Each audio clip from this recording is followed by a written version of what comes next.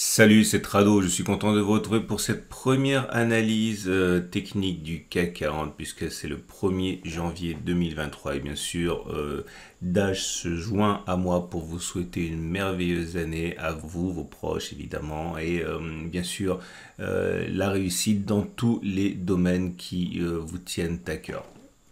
Alors voilà où nous en sommes pour le CAC 40. Alors j'ai décidé aujourd'hui de faire un bilan du CAC 40 sur toutes les unités de temps. Alors certaines sont plus pertinentes que d'autres, mais en lieu et place du backtest d'aujourd'hui, eh bien une analyse annuelle, trimestrielle, mensuelle, bref, il y a une espèce de tour d'horizon de ce à quoi on peut s'attendre. Alors une chose importante, je pense déjà à remarquer en trame de fond, c'est la bonne tenue du CAC 40 par rapport aux autres indices phares.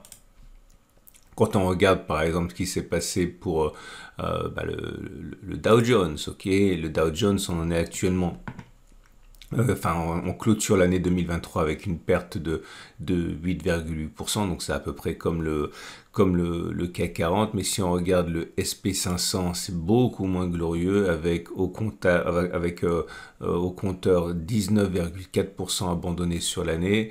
On mentionne même pas le Nasdaq qui a perdu un tiers de sa valeur sur l'année, on en est précisément à 32,97%.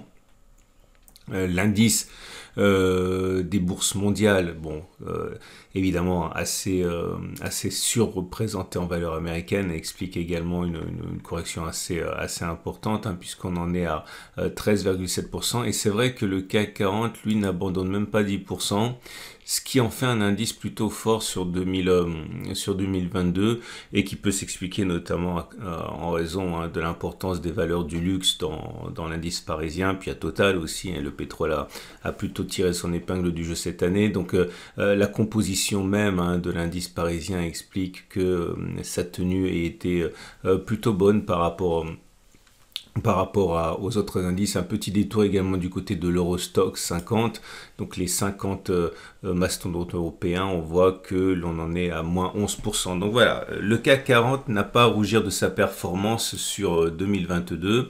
Et comme je l'ai dit, bon, voilà où nous en sommes sur le CAC 40. Alors, on va simplement s'attacher à regarder la forme des bougies puisqu'on n'a pas d'historique suffisant, hein, sur le CAC 40 pour essayer de faire notre backtest. Alors cette bougie rouge n'est pas positive, elle n'est pas non plus horrible, en ce sens que même si elle avale une partie conséquente de la bougie précédente, il y a une mèche basse qui est très très longue ici qui montre en fait, hein, qui trahit les rachats à bon compte. Et puis on a coutume également de regarder le niveau médian de la bougie précédente, c'est-à-dire les 50%, et comme vous pouvez le constater, on n'a pas clôturé sous les 50%.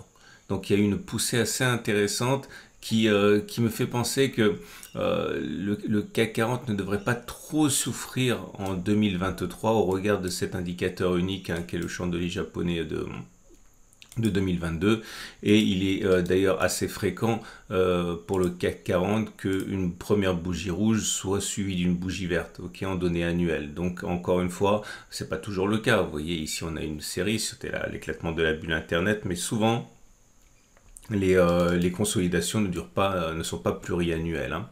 On descend d'une unité de temps avec cette opinion, on va dire, plutôt rassurante du CAC 40, et en données trimestrielles, bah, vous là pareil, hein, si on fait simplement du chandelier japonais, du price action, et ben on voit que c'est un avalement haussier qui est également plutôt favorable. Et quand on a des chandeliers japonais très favorables comme ça, ou voilà, là vous en avez eu un. Alors c'est pas un avalement haussier, c'est une pénétrante haussière, mais vous voyez c'est assez. Là aussi vous avez eu une pénétrante haussière. Vous avez quand même l'espoir que on n'ait pas fait les plus hauts. Donc là aussi, ça milite, hein, dans le sens d'une reprise haussière à l'échelle trimestrielle. On va encore descendre d'une unité de temps, regarder les données mensuelles. Et c'est le même constat, c'est-à-dire que on a un coup de mou, hein, c'est évident, et là on retrouve pour le coup une couverture en nuage noir couverture en nuage noir, c'est contrairement à ce qu'on a vu précédemment, c'est que la bougie rouge va dépasser en fait le niveau médian, on descend plus bas que 50%, et ça c'est un signal plutôt négatif en termes de chandelier japonais, et qui milite effectivement pour une consolidation qui pourrait se poursuivre, mais si on essaye de articuler par rapport à ce qu'on a dit précédemment, ça devrait pas non plus être très très grave. Ok. Et maintenant sur les données hebdomadaires, ah oui, il y a un autre élément qui est assez intéressant, c'est de basculer du côté du swell and break, parce que vous savez que c'est quelque chose que j'affectionne particulièrement. Sur les données mensuelles, pareil, vous voyez, on a un bloc qui est vert et on a déjà testé ça. Vous savez que même sur les unités longues, lorsque l'on a un premier bloc vert, il est quand même assez rare que le prochain bloc soit rouge, ce qui veut dire clairement que il serait, on va dire, surprenant que l'on clôture plus bas que les précédents plus bas des 5750 ici, hein, qui ont été atteints sur la panique baissière de 2022. Donc voilà, c'est maintenant si on regarde les données hebdomadaires, je disais, en termes de swell and break, pareil, c'est rouge, donc l'augure d'un deuxième bloc rouge est bien présent. D'ailleurs, c'est ce qui s'est passé ici. On l'a testé en fin de semaine, en fin de semaine dernière. Il est quand même beaucoup plus plausible que le prochain bloc soit rouge plutôt qu'il soit vert. Je vous renvoie à ce qu'on avait testé. Et pour terminer, essayer de faire un bilan de tout ce qu'on a pu raconter là en 5 minutes, eh bien, mon pronostic au regard du price action sur les unités longues et plus courtes, c'est que oui, on devrait souffrir encore à court terme, mais je ne vois pas comment on peut privilégier le fait que l'on irait plus bas que les précédents plus bas qui ont été inscrits en 2022. Alors, ce que je dis pour le CAC 40, évidemment, doit être relativisé à l'aune de ce qui se passe aux États-Unis, parce que je l'ai dit, les États-Unis s'en sortent beaucoup, beaucoup moins bien. Et à partir de là, si on assiste à des choses vraiment terrifiantes du côté des indices US, on aura du mal à se maintenir à flot pour le CAC 40. Mais dans l'état actuel des choses, voilà ce que j'envisage pour 2023. Donc un début 2023 assez sombre, mais au bout, eh bien, une année qui ne devrait pas être trop horrible, et ceci probablement à partir du deuxième semestre 2023, on devrait avoir une rémission. Ça concorderait plus ou moins avec la situation, on va dire, fondamentale, puisque comme vous le savez, la récession maintenant est quasiment acquise, ce qui veut dire que de fil en aiguille, les banques centrales devraient relâcher la pression au niveau des taux d'intérêt au bout d'un moment pour ne pas trop aggraver la situation. Et beaucoup d'analystes disent que ce sera le coup de départ, hein, le coup de feu de départ pour une rémission des marchés. Donc si on essaye d'articuler ça de manière, on va dire, logique, dans un premier temps, les banques centrales qui ne lâchent rien en termes de taux, donc les marchés devraient continuer de consolider, puis au bout d'un moment, lorsque la récession sera vraiment trop importante et que les risques d'aggravation seront vraiment accrus, et bien à ce moment-là, les banques centrales rebaisseraient les taux d'intérêt, permettant aux indices de rebondir. Voilà, c'est mon petit pronostic pour le CAC 40 pour 2023, et maintenant on va passer à l'analyse à proprement parler. Et voilà le CAC 40. Alors première des choses à constater, c'est que c'est une bougie rouge et une bougie de baisse, et la stratégie qui consistait à parier sur une continuation de la hausse suite à l'avalement haussier, eh bien n'a pas fonctionné cette fois-ci, hein. C'est toute la magie et la glorieuse incertitude des statistiques, hein. C'est pas parce que ça fonctionne dans 75% des cas que ça fonctionne dans 100% des cas, et là visiblement c'était un des 25% de chances que ça ne fonctionne pas, et ça veut dire tout simplement ce que ça veut dire, hein, c'est que si on le fait 100 fois, normalement ça fonctionnera pas 25 fois, et c'est exactement ce qui s'est produit. Par contre, ce qui est intéressant, c'est remonter un petit peu en arrière. Alors j'ai pas backtesté parce que la vidéo va être trop longue sinon, mais les rares fois où ça n'a pas fonctionné, c'est-à-dire si on revient à la vidéo du CAC 40 pour vendredi, les rares fois où ça n'a pas fonctionné et que on n'a pas eu de nouvelle clôture de hausse par rapport au signal et qu'au contraire on a eu une baisse, on voit que généralement, enfin plus que généralement, hein, on ne clôture pas au-dessus des précédents niveaux avant d'avoir fait des plus bas. Ok, là vous voyez, on n'a pas clôturé véritablement au-dessus des plus hauts. On a touché mais on n'a pas clôturé, par contre on allait significativement plus bas. Ça n'a pas de valeur de backtest, hein, ce que je fais, c'est simplement une petite remarque. Là pareil, vous voyez, ça n'a pas fonctionné, on a eu 3 pouces mais derrière on est allé plus bas, comme là on est allé plus bas. Bref, quand on a un faux signal, on a rarement deux faux signaux d'affilée, hein. Donc attention, cela veut dire clairement que les chances sont quand même réunies pour que l'on aille plus bas suite à ce faux signal délivré par l'avalement haussier qui n'a donc pas donné de hausse comme il était censé statistiquement le faire. Bref, c'est un signal en creux et cet accès de faiblesse en tant que tel est une indication intéressante, hein, puisque bon, il est donc plausible que l'on continue de baisser. 64,18, 63,86 par exemple, ça serait pas mal. Et puis si on s'approche, hein, je vois pas pourquoi on n'irait pas combler le gap. C'est comme les trous noirs, hein. Plus on se rapproche, plus on a du mal à s'en réchapper. Donc normalement ce gap devrait être comblé de manière assez plausible, hein. De même, comme on peut le voir, les éléments techniques maintenant sont clairement de plus en plus dégradés, hein. La moyenne mobile à cette période était plate, on était au-dessus, enfin elle était légèrement haussière, maintenant on repasse en dessous. Bref, la tendance immédiate elle est plutôt neutre, hein, elle n'est plus haussière. La moyenne mobile à 20 périodes, elle est toujours descendante, on est en dessous, donc la tendance générale est baissière. La moyenne mobile à 50 jours qui donne la tendance de fond, eh bien, elle est maintenant cassée. Et on avait réussi à la préserver, mais cette fois-ci, c'est la fois de trop, on passe en dessous. Donc la tendance de fond n'est plus haussière. Attention, il faut attendre généralement une clôture de confirmation avec la M50, hein, parce que c'est trop important. Il faut être plus exigeant, et une séance de confirmation est importante pour voir si la moyenne mobile à 50 périodes est vraiment cassée. Et la tendance de long terme est par contre toujours haussière parce qu'on est au-dessus de la M200.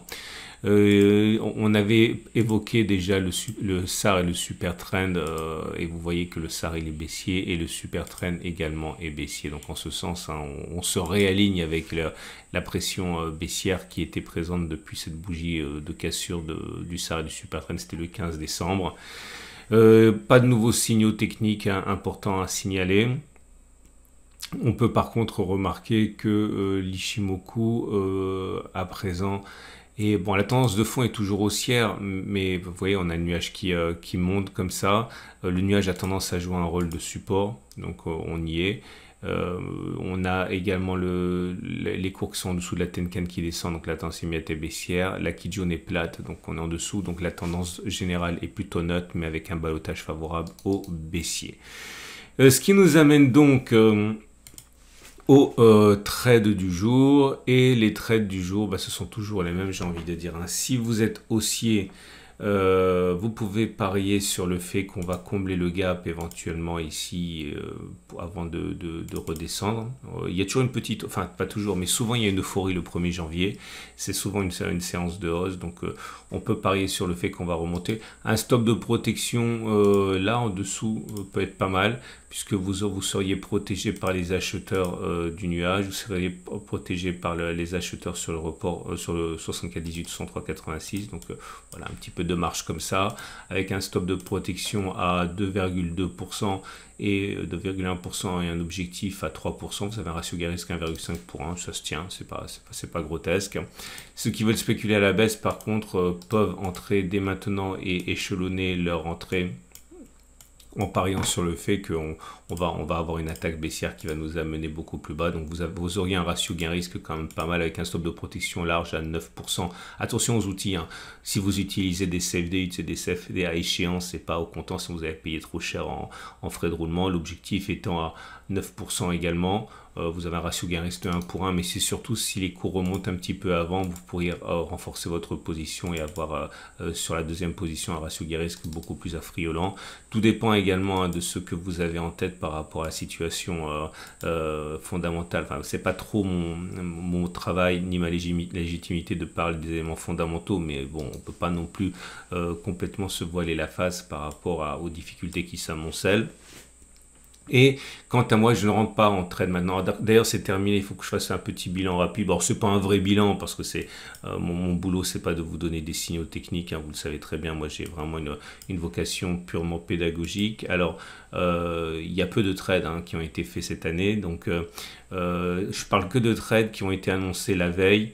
Ok, et qui la veille pour la séance d'après, c'est pas des trades que je donne le jour même, vous le savez bien, c'est des trades qui sont organisés la veille et prêts à être utilisés le lendemain. Donc uniquement 9 stratégies. Encore une fois, je sais que c'est pas énormément de stratégie, mais mon objectif c'est pas de vous donner des signaux non plus. Moi, tout ce que je veux à travers ces signaux, c'est vous montrer que l'analyse technique ça fonctionne. Au-delà, j'ai pas vocation à vous donner plus de trades que ça. C'est encore une fois uniquement un miroir de l'efficacité de l'analyse technique. Donc je vais remettre à zéro les compteurs.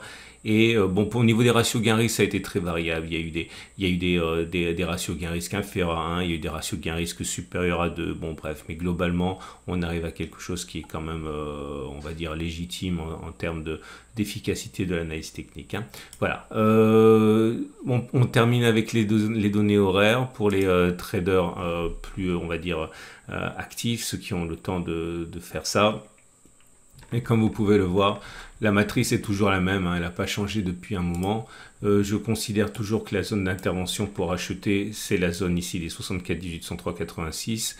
Stop de protection éventuellement en utilisant la TR en dessous. Vous pouvez vous reporter à la vidéo de préparation de la semaine de trading également qui va sortir demain matin, où j'explique justement comment mettre les stops de protection avec la TR. Et la zone de spéculation à la baisse, pour moi, ce serait un retour éventuel dans cette zone.